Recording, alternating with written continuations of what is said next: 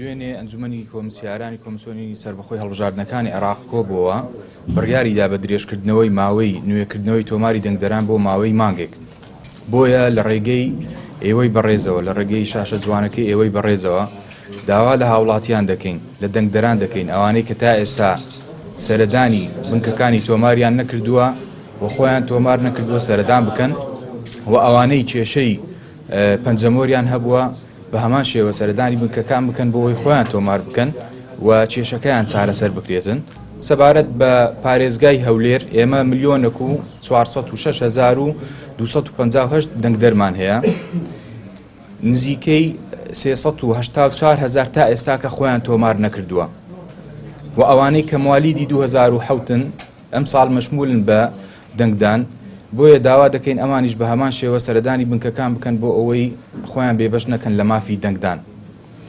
سەبارەت بە وەرگرتنەوەی کارت ئەوانەی کە خۆیان تۆمار کردووە لە ساڵانی 2018 تا 2024 پێش هەڵبژاردنەکانی پەرلەمانی کوردستان ئێستا کە کارتەکانیان چاپ کراوە و لە بنکەکانی دەنگدانن، سەردانی بنکەکان بکەن بۆ ئەوی کارتەکانیان وەربگرنەوە تا بێبەش نەبن لە مافەکانی دەنگدان. ئەوانەی کە کارتی پێشووتریان هەیە کە وێنەی لەسەر نییە ئەو کارتەیە بە هیچ زۆرێک بەکار نایەتن لە ڕۆژی دەنگدان.